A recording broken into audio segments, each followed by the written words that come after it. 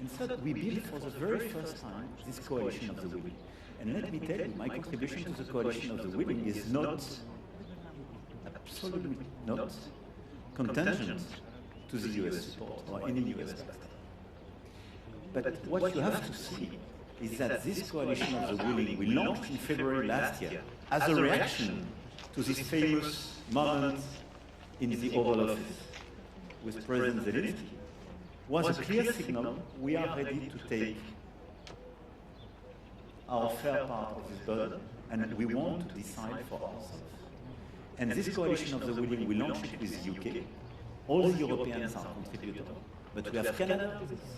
We have Australia, New Zealand, Japan, not just the EU, because you have as well Norway and the UK, and it is a very powerful first creation where, as Europeans, we are framework nations in order to organize such a defense and security contribution.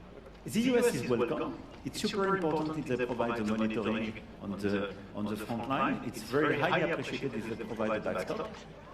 But we already decided to do so. And what I decided for France to do is not contingent to the American involvement. But let me ask you both. It's a mystery to me. Europe has Airbus. Airbus is a global success story. Why can you work on a joint fighter, next generation fighter? I know you're very frustrated by this. You've been trying very hard to have European cooperation on this. Why is this happening? Is it national egos? Is it business interests? What's the reason behind all this delay and all this hesitation? Well, we're not building any fighters. We're just buying them. We just like to participate. We just like to participate more in this project. We have the same boat, but they have the same frigates. But this is a pretty good example of streamlining our purchases, getting better prices, having Greek shipyards contribute, and they can contribute more. I think it is a very, very good example of what we mean by streamlining standards and by obtaining economies of scale. You mentioned the example of Airbus, and I think it's a correct one.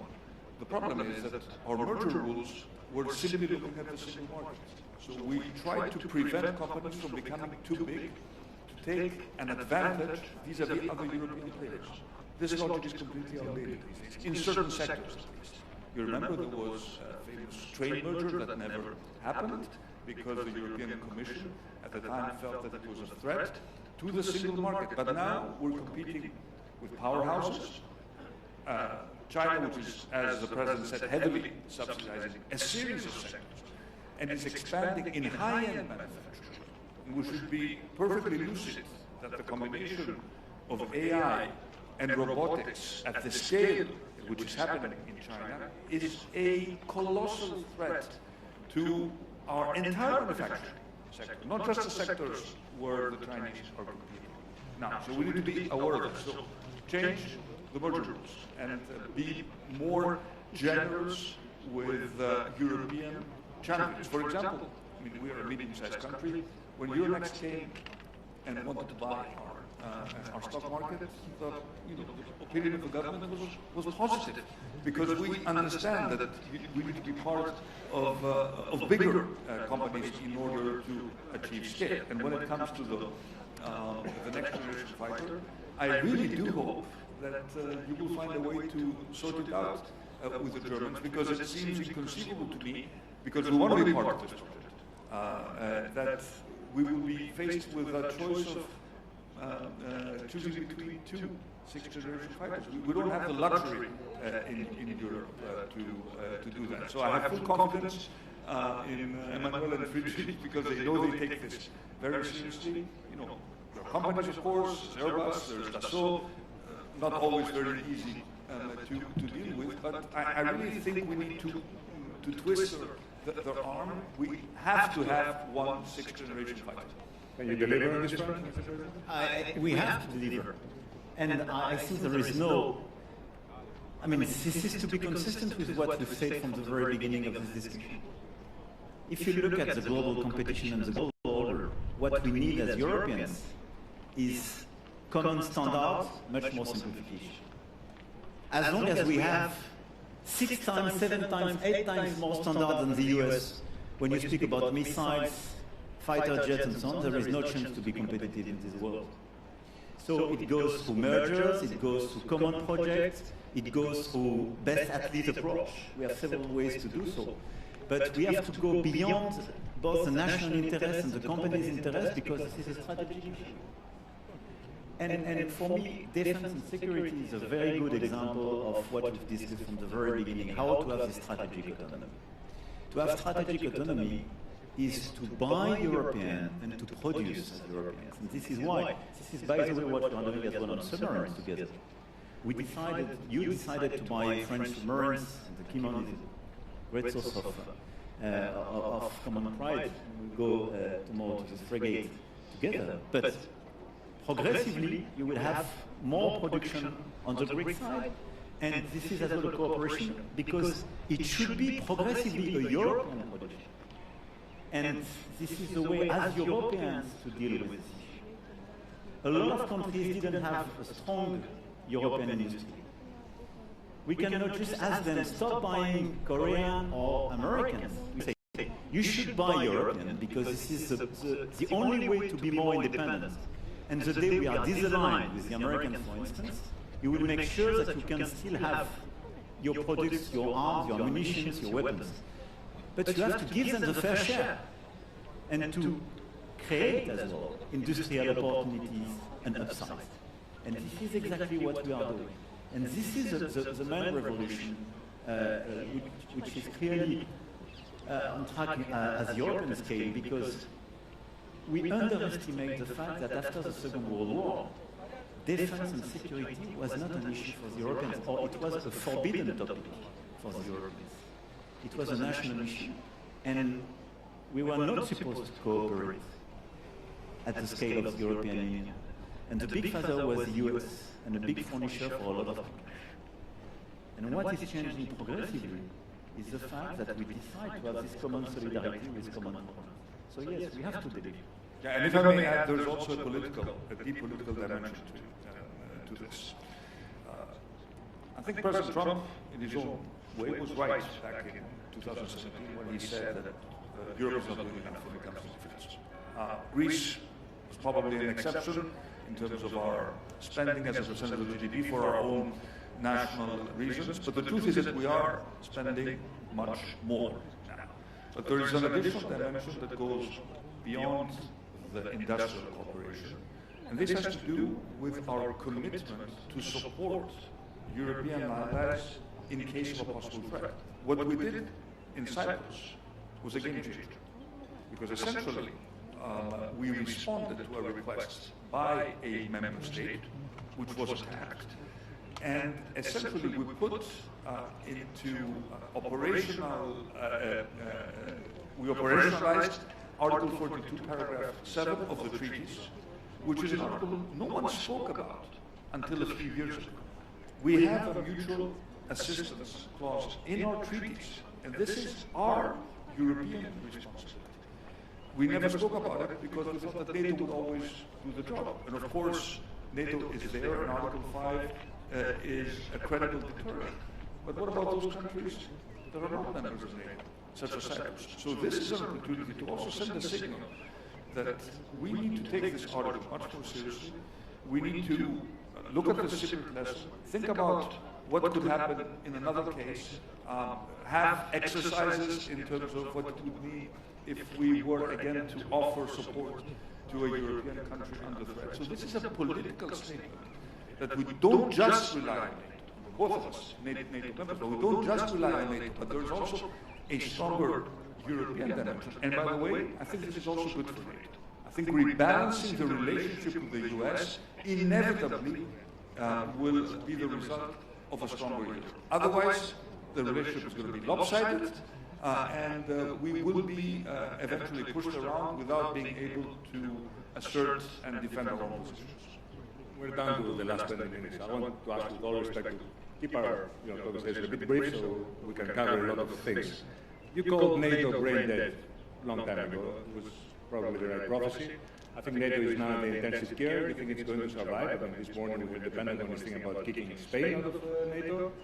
Do you think there might be a European NATO, or what is that going to look like? I think first we had a wake-up call provided by President Putin in 2022, and it was the original objective of NATO.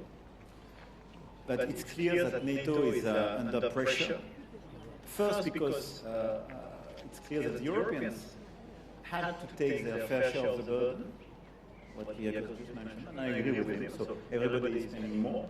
And at the same time, there is now a doubt on the Article 5, not put on the table by the Europeans, but by the US President. And it's clearly de facto weakening the strength of the alliance. I think NATO is very useful, first for interoperability, second because it was very interoperability of our equipment, our army and so on, and it is a source of efficiency. And because it's a good strategic alliance, very useful for all of us. But I'm a strong believer in the European pillar of NATO. I advocated that years ago.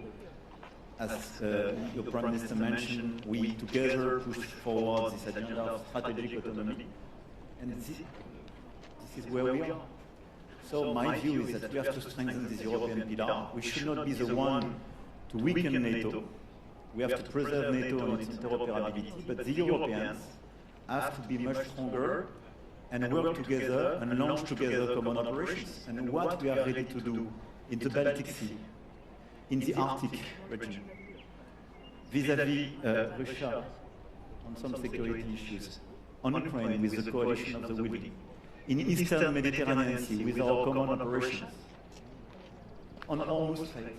It's not NATO operations, this is the Europeans working together and building common security solutions. So I really believe that what we are creating is a European pillar of NATO, but as well a European capacity of defense and security. I'm trying very hard to find something we disagree on. So I'm going to ask this with a bit of hope that you might have a bit of disagreement, which is, China is looming over the horizon. There is one school of thought which says Europe cannot deal with China without the US and vice versa. You seem to be thinking that Europe can do it on its own. Is that true? I'm in favor of a de-risking strategy. I'm not in favor of any decoupling strategy. De-risking is very consistent with the strategy of being more independent or more autonomy. De-risking is just to say when we have excessive dependencies, we have to fix it, either through diversification or through relocalization or more local production. And vis-à-vis China, we have excessive dependencies today on critical minerals and rare earths, on some green tech, and vis-à-vis the US as well, we have excessive dependencies. So I think the core agenda we should have is a de-risking strategy. I don't put an equal ceiling between the US and China. We have the same values with the US, not with China. But I think what we should avoid is to rush on any decoupling strategy with China, because the result will be to increase our dependency to the US and to be seen in the rest of the world are just the vassal of the US, which is not our future. And this is why I'm very much attached to this European independence. So vis-à-vis China, the de-risking strategy is feasible, but it's a 10-year strategy. We have to be very clear. We need this European preference. We have to put in place safeguard clauses when they play on some sectors or they have excessive subsidies, as the Commission did on electrical vehicles, for instance. And we have to re-engage a new logic with China, which is to engage with them and to say, we don't believe in tariffs. We want to avoid the tariff with you because we think this is a bad answer. But to a relevant question, we do have imbalances. But we need more tech transfer and probably more direct investment on critical sectors where we can elaborate together. So I think this rebalancing and this de-risking strategy is feasible as Europeans, remaining engaged with the Americans, but not as vassals to the US. And I don't believe in a decoupling strategy with China. I'll take up a slightly different approach. We've had this debate at the European Council numerous times, whether the current US administration is essentially a continuation of previous administrations, which had already sent us, clear signals that they were putting American interests as the absolute first priority, or whether it is something rather unique that could possibly change in the future. I happen to believe that at the end of the day, values, historical bonds do matter, and history is important. And the fact that the transatlantic relationship has endured and has created essentially the post-World War II order, which has been to the benefit of both the U.S. and Europe, has left, is certainly something that we cannot easily discard. And I also do believe that the threat from China in terms of its ability to take over at very fast speed sectors and put our own industrial base under pressure is a very, very real threat. So I do see potential for further win-win cooperation with the U.S., even if this seems difficult and complicated under the current administration. But I also do absolutely agree that we need to decide which are the key sectors where we need to commit serious public and private capital if we want to preserve our competitiveness and strategic autonomy. We haven't spoken about energy, but I do think that energy is absolutely critical for the well-being of our industry. Just look at the energy crisis now. It is impossible for Europe and European industry to be competitive with these prices. Of course, we know the story. We were dependent on Russian gas. It was convenient, especially for some countries, but this is no longer the case. So we have to be quite realistic and ruthlessly pragmatic in terms of where we need to invest. I participated in a conference organized by Manuel on nuclear. It is inconceivable. And we are not a country that has civilian nuclear capabilities. But when I look at Europe, and I look at our ability to produce electricity cheaply, I see a combination of renewables and baseload power. And if we want to de-risk from natural gas, which we cannot produce at scale in Europe, and of course we want to move away from coal, which we have already done, by the way, in Greece, the only solution is to invest in nuclear. And we had nuclear. France built tens of nuclear reactors, but we stopped at some point. So these are the sort of choices that we need to make. And we need to place some big bets. We cannot be all over the place. And this is just one example of those sectors, quantum, space, a certain dimension of AI, because it's difficult maybe to compete with the foundational models, but we need to... Mr. Prime Minister, we're coming down to the last 10 Sorry, minutes about this. I'll stop. It's a big world out there, I know. Mr. President, I want to ask you about the difference between Trump 1 and Trump 2. And I wonder how challenging it is for somebody like you, because you seem to have a close relationship, which has its ups and downs, I guess. It's not so elegant moments, as you said from Korea. How difficult is that for you? I take the leaders people give to us. And this is a philosophy we have to adopt. And I know President Trump very well, and I know he's a character, de facto. But I think, as Kriak was just saying, we have to be lucid on the US strategy. And it's not just President Trump's character or behavior. And the United States, I would say since now 15 years, decided number one issue is America, and America first. And I do respect that. And this is his main issue. He was elected to deliver for his main voters and American middle class. Fair point. The second priority is China. And it started with President Obama, who said, I will be the first Pacific president. And it's quite consistent.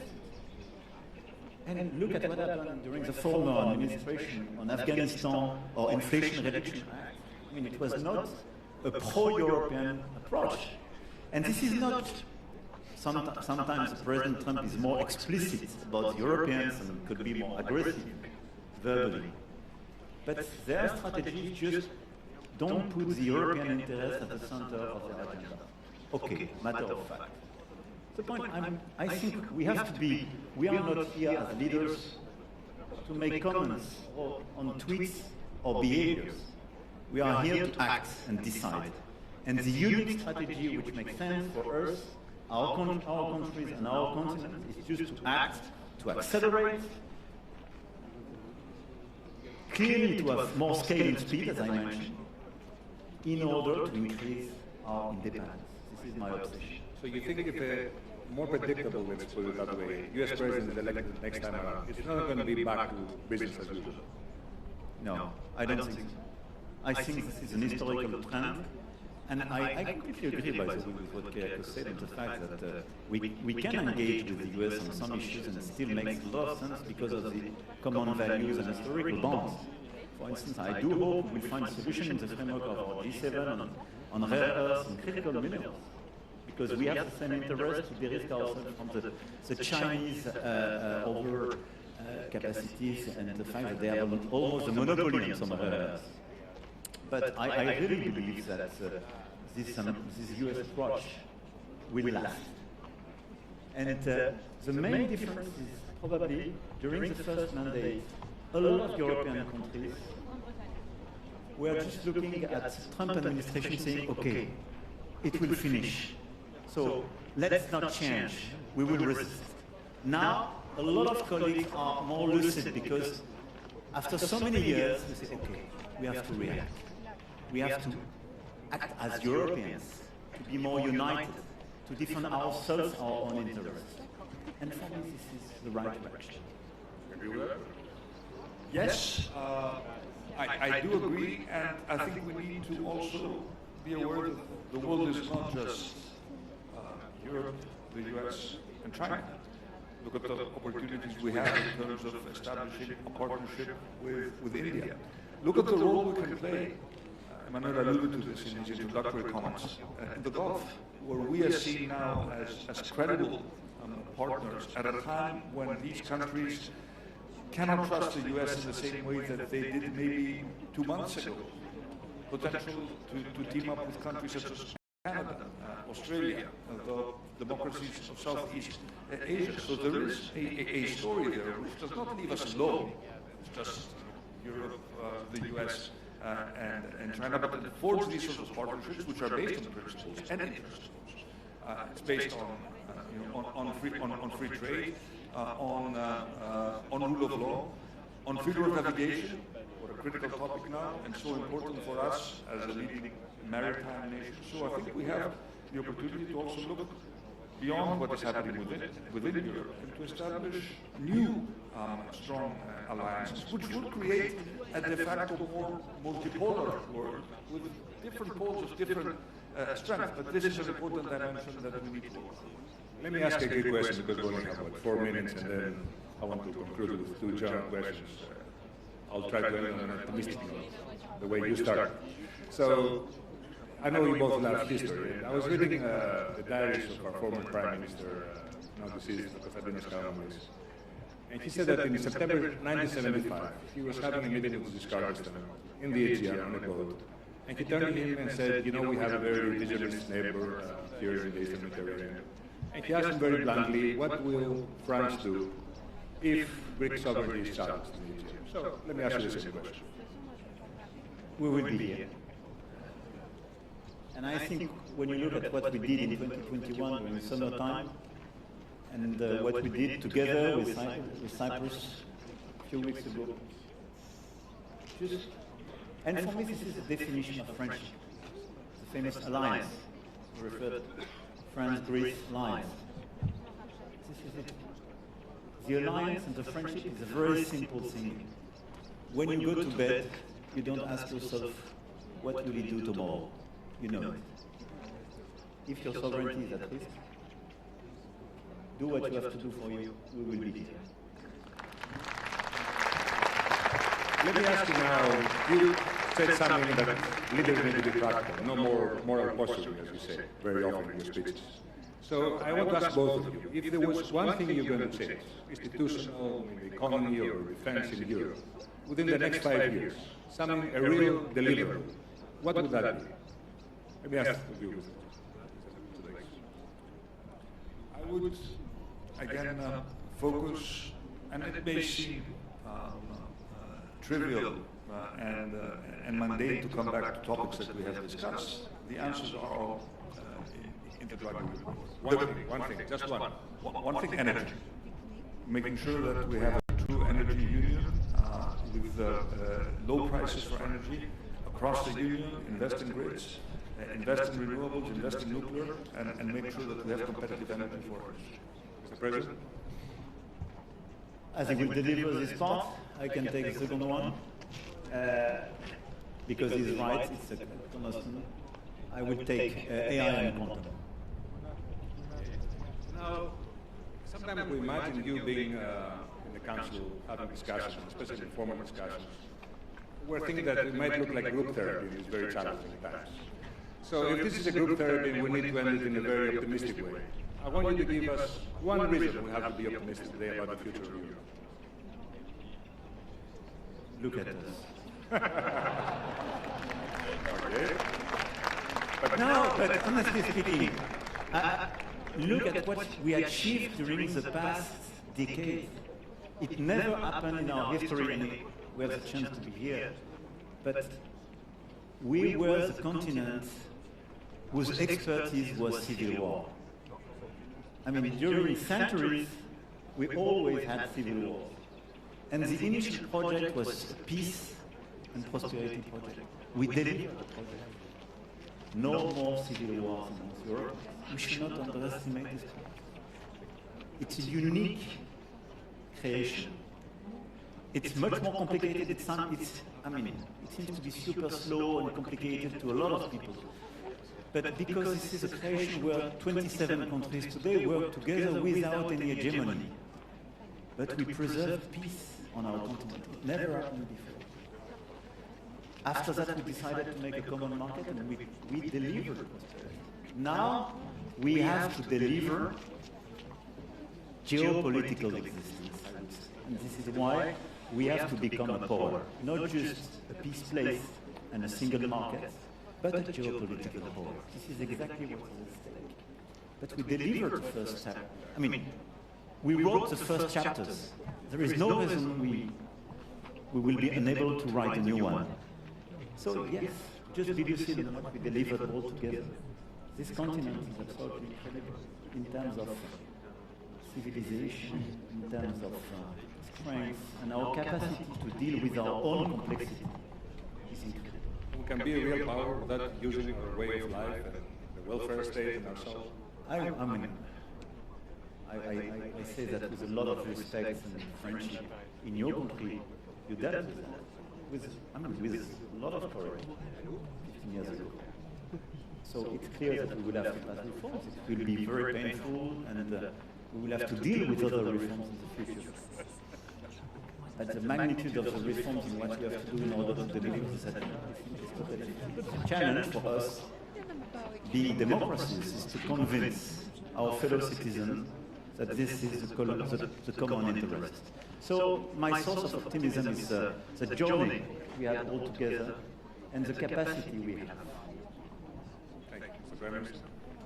If I were to put you on a plane and you would not know the destination, you would land in any European capital, you would immediately understand that you're in Europe.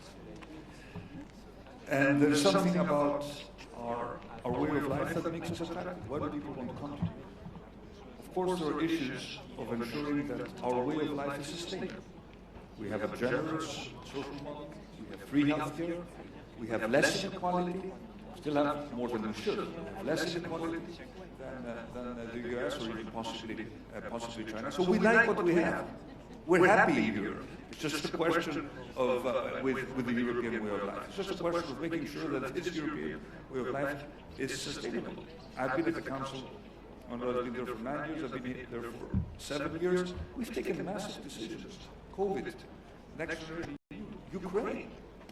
Ukraine would not have been in a position it is now if it were not for European support. It would have lost the war if it were not for Europe. The same may be true for the US, but it is certainly true for Europe. So we have taken very, very important decisions, and we just need to learn from our the major historical figures. When the time comes, and when the crisis hits, and when we understand that we don't have time we take the right decisions. And I'm sure this will happen again at the negotiations regarding the next multi-annual financial framework and the financial capabilities we have to do and implement all the ambitious agenda we spoke about. Mr. President, I was watching President Trump the other day. He was saying that people of Venezuela love him, and he's thinking that after his second term, if he will not have a third term, he will go to Venezuela and have a political career there. If you're thinking along those lines, I can look at you at the eye and I can tell you Greece will be the place for you. And it's something that you have to think about. Thank you very much for this conversation. Thank you. Thank you. Thank you. Thank you.